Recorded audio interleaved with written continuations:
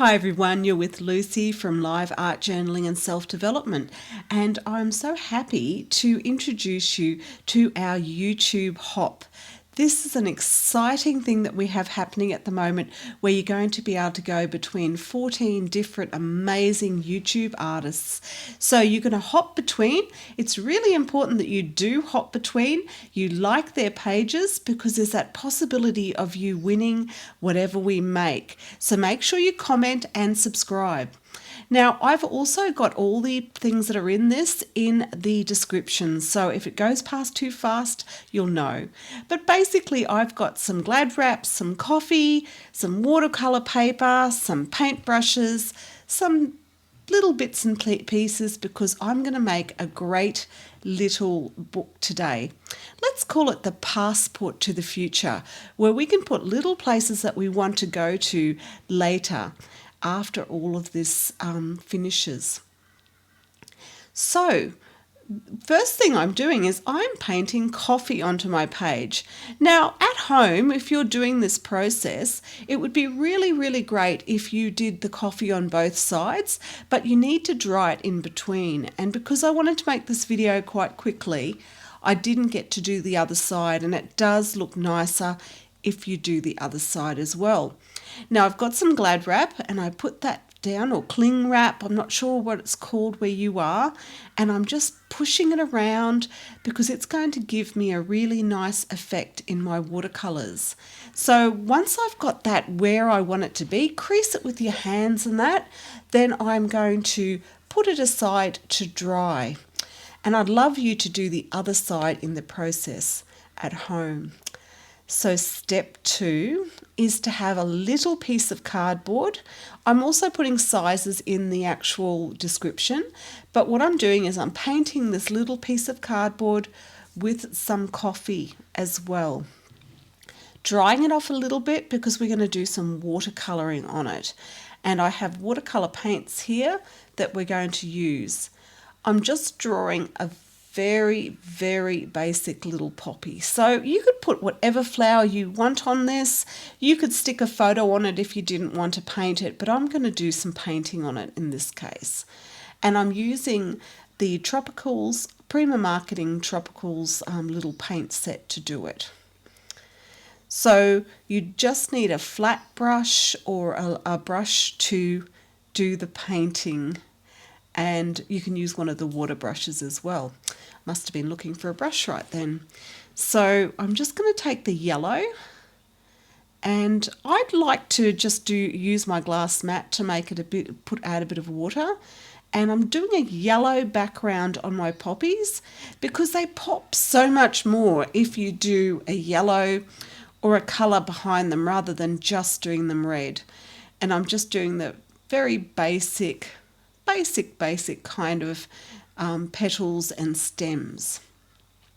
Now using my pink, I'm going through and I'm actually now painting the shapes of petals, and you can see the yellow behind, and that just gives it so much more life than doing it just directly red to start off with. And towards the centers I'm just adding a little bit more color. Now watercolours do dry lighter than they look when you're using them, so it's important to let it dry, and I tend to let it dry a bit and then redo some bits that you need. Now I've just done some flicking of a nice dark blue in the background. I like to give the background some sort of look. You could have used a bit of brown. Now you can see here, this is where I'm adding that extra red. Now that's going to blend in, and it's just going to give them that little bit more depth. It's hard to, when you're using watercolours, you sometimes have to do a couple of layers before you get to what you want. And I'm just doing those dark centres that poppies have. So there's my poppy.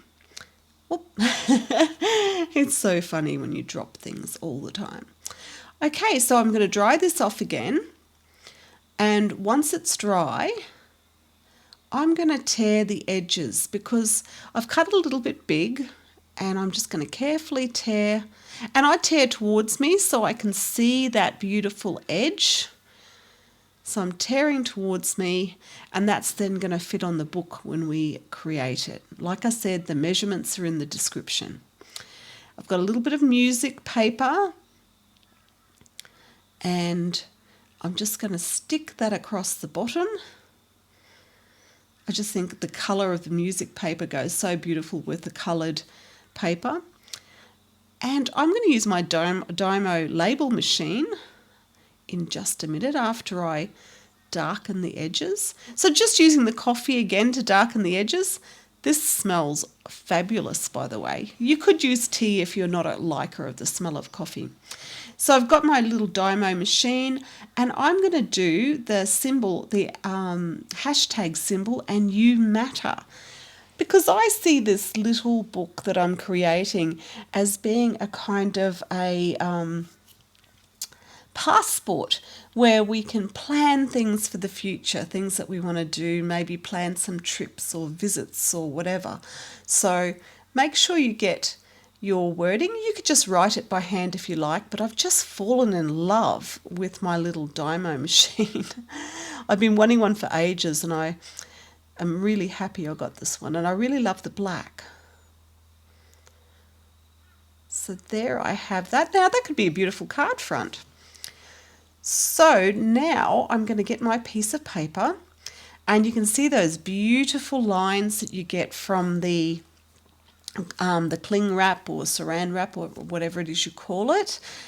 And like I said, I would have preferred to do both sides, but in this case my other side is going to still be white. And I try to dry it almost dry. It doesn't have to be fully dry. Look how lovely that looks like on it.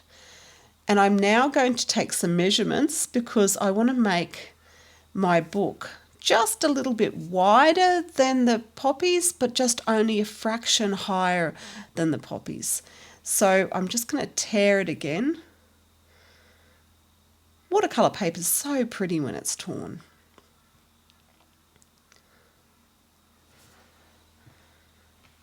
And you can see here it would be so much nicer if we had have taken the time to do the other side. I love the lines that you get through this paper. It's really, really nice.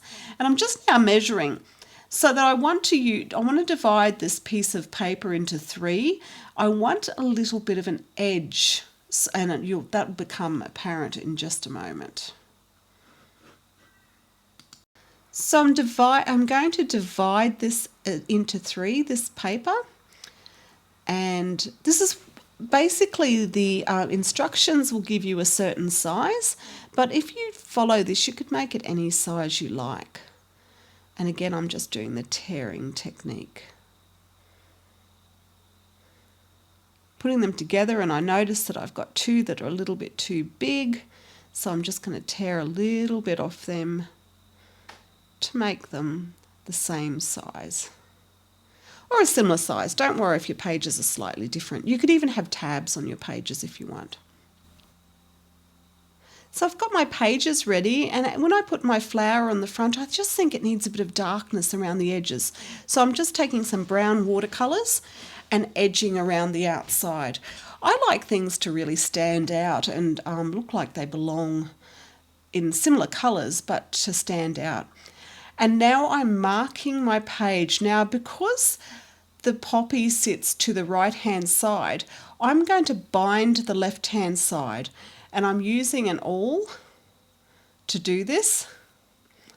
Now, I'm going to thread this and I'm using wax thread, but you could use any kind of embroidery thread. And I'm just taking some clamps because I was finding that the book was moving around and it's also a little bit wet. So we need to now make the holes. You might see here I actually stab myself with the awl. So it is much better to not do it the way I'm doing it here, to have something like foam or something that you can press your awl into and not into your fingers, because can I tell you, it is not pleasant to do. So workplace health and safety. Now I'm going to do the simplest stitch. I'm using a fairly big needle, and my waxed thread, but like I said, embroidery thread would be perfectly fine in this case. And I'm going to do a blanket stitch.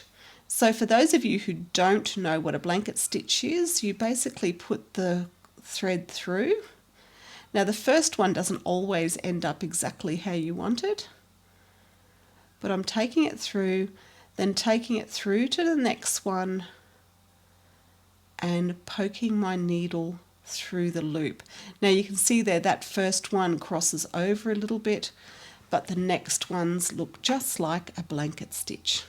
So that's that stitch that goes around the edge of blankets and things like that. Very common stitch, and it makes a great little simple bookbinding tool. Now again, I could have done lots of different things to make this more simple for myself. A pair of pliers would help me pull the needle through, and that makes it much, much easier. I could have made the holes with the awl a little bit bigger. I could have let my paper dry.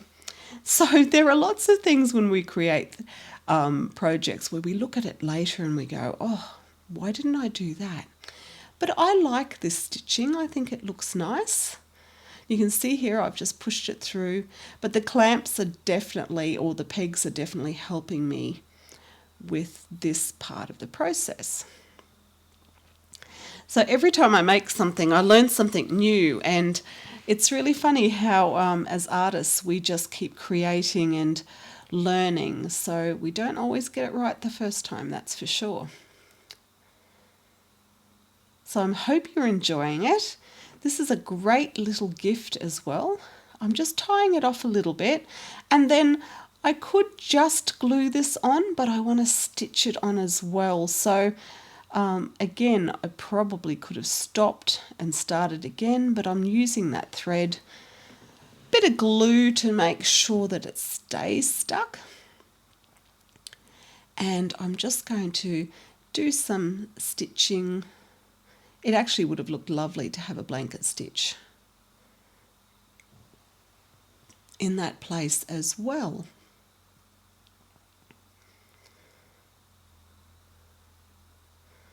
I'm making stitching look quite awkward today. Sorry about that. And again, a pair of pliers. There's so many different things that can make work easier. So some tools are always handy to have, just to pull that needle and that cotton through when you're getting hands that are getting a little bit tired. Now I'm going to put a button up in the top hand corner. I've got this lovely wooden button, and I'm adding this button into the top left hand corner, tying it off a little bit. I do like buttons on books and things like that. I think they're nice little additions. So I'm just doing some more stitches towards the bottom to hold it on. There's glue as well, so it's not being relied on, but I like the stitching around the outside. Being a seamstress in my past life, I do like a bit of sewing. Now, what we can put in this book once it's created is little things that we'd like to do once we get to meet people again or go places. So you might put a list of friends you want to visit, or things that you want to do, or places that you want to go. Could be to the museum or to the art gallery or whatever. You can put these things in this little, I think, youmatter passport. Now I'm putting another button here, and this is when I'm just going to tie it off now.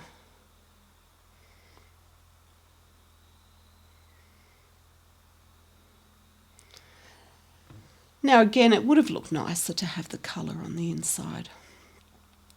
But while I've got that ready now, and I've got this beautiful braid edging here that's just a little bit left over from something I upholstered, and I'm going to put that on with some craft glue. You can use craft glue, you can use E6000. You don't have to use braid, but I quite liked it and I had it. You could use a ribbon, you could just use whatever you like. You could stick flowers on there. Having trouble with the glue today. So I'm just putting that there. And it just finishes it off. It gives it a nice kind of finish. So there is my little passport book. And it's just a fun, dear little book. And like I said, you know, if you could put photographs in there, you could write things in there, you could make it your diary of this time. It's something to say that, you know, you matter and it's for you and you care. I'm just doing one page here because I came back and I thought, I just want to do one more page.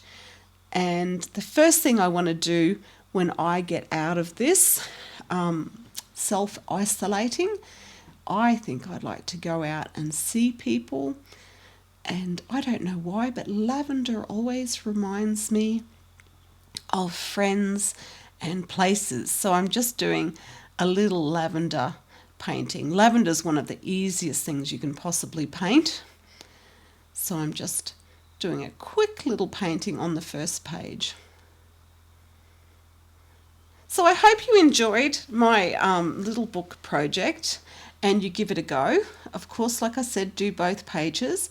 Make sure that you subscribe and comment, because if you subscribe and comment, you have a chance to win this little book, which I will post to you wherever you live in the world.